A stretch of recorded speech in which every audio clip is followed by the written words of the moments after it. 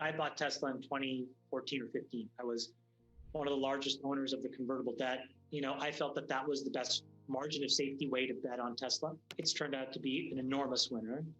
And I really believe in what Elon is doing. I think he's the most important entrepreneur of our lifetime. It's taken people 15 years to embrace that they're going to be now a legitimate car company.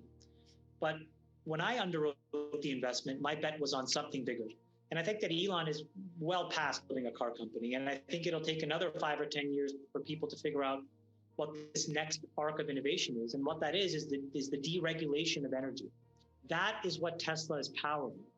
That is what allows it to be a multi-trillion-dollar company. I want to understand, Chamath, how you decide what to invest in. Do you believe, and this is a subject that's come up on your podcast, your All In podcast, do you believe in fundamentals? Or as has been argued, a stock can trade wherever, regardless of whether it is or isn't hinged, to the fundamentals of the underlying business? Well, maybe I can just give you an insight into how I process any opportunity.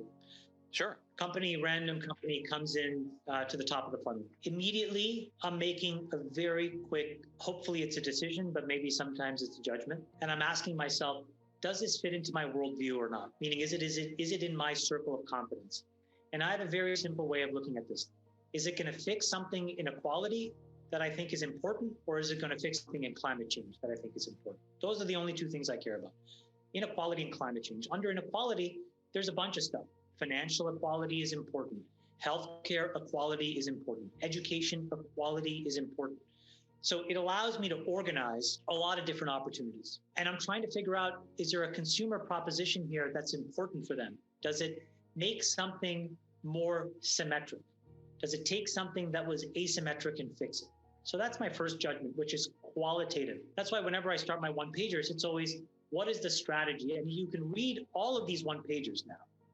And what you'll get away from them is the first lens is equality and or climate change. Then I start to do the fundamental work. And this is where I have a real issue with a lot of people who say that they're value investors. I think that I'm a value investor. The thing is that when you look up the word value in the dictionary, it doesn't mean cheap. It doesn't mean a cigar butt with 2 puffs left, that famous Buffett Munger quote. I think it actually means something that has value. And so then I'm really thinking about, what are the cash flows of this business? How does it create a moat, right? Meaning in software, some technological way that's hard for people to compete with it. And then can I get it for a price where there's a margin of safety, where if they misexecute for a quarter or if they have a little hiccup, it's going to be okay. Because, we've got an entry point where 5 or 10 years from now, this thing will be 5 to 10 times bigger. And that's how we think about all these things. And if you look at the deals that I've done, they kind of map pretty singularly one-to-one to that framework. So let's use a real-world example. Obviously, this is not the kind of deal you're doing, but if you looked at Tesla today through that lens, is that stock a buy? The short answer is yes.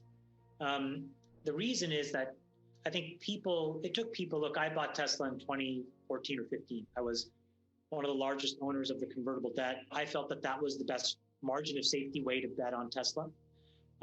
It's turned out to be an enormous winner. And I really believe in what Elon is doing. I think he's the most important entrepreneur of our lifetime right now. It's taken people 15 years to embrace that they're going to be now a legitimate car company. But when I underwrote the investment, my bet was on something bigger. And I think that Elon is well past building a car company. And I think it'll take another 5 or 10 years for people to figure out what this next arc of innovation is. And what that is the deregulation of energy. If you look under the hood, utilities spend tens of billions of dollars, hundreds of billions of dollars a year all around the world on CapEx. They are completely regulated. They feel completely safe. They feel like they can issue debt ad nauseum. They can cause all kinds of damage to the environment or otherwise, look at PG&E and still come away unscathed because they're protected. Except that something is happening that nobody forecasted, which is the complete bottoms-up disruption of energy. And that's the only way that this thing is going to get deregulated. It's not going to be by law or dictate. It's not going to be, a big monolithic competitor. It's going to be because every home installs hydro panels, solar panels, batteries, and then software that basically allows them to live off the grid. And then eventually pump their excess energy into battery solutions and other things that are controlled by cities and towns and governments, who then in turn will turn off their usage of peakers at a minimum. And then over time, will have very different characteristics of usage from traditional utilities. That is what Tesla is powering. That is what allows it to be a multi-trillion-dollar company. Chamath, you have acquired a powerful and influential voice, increasingly so, on Wall Street. Why were you so excited by the GameStop short squeeze and then so outraged when Robinhood had to throttle buy orders? Look, on the way in, I think what GameStop showed was the narrative fallacy on Wall Street. I think for years, there was these folks that sort of, were these wizards behind the veil. And they had a way of conducting themselves that purported to be just intellectually superior to everybody else. But in reality, what that short showed was that they were prone to the same, poor decision-making and broken systems and technologies that everybody else has to deal with.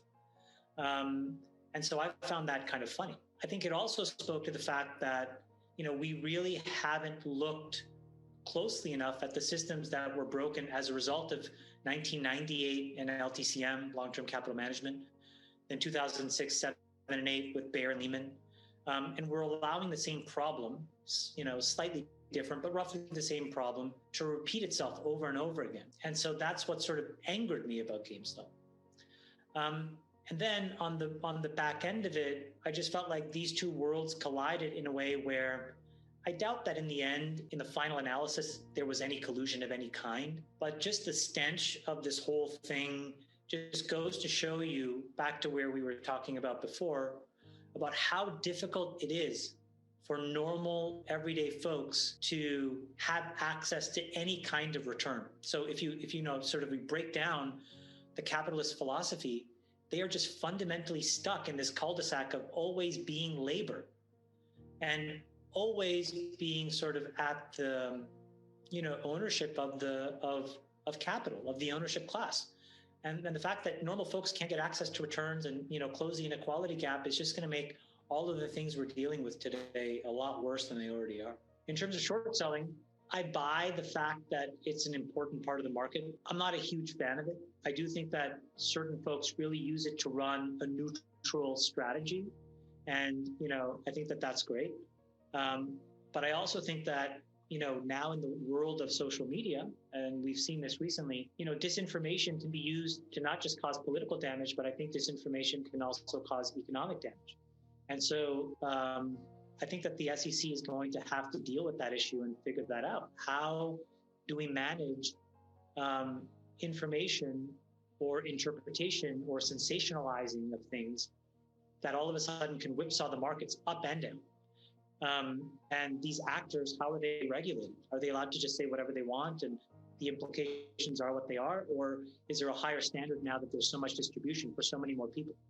As with everything, I really do take pride in the fact that I have strong opinions, but they're weakly held.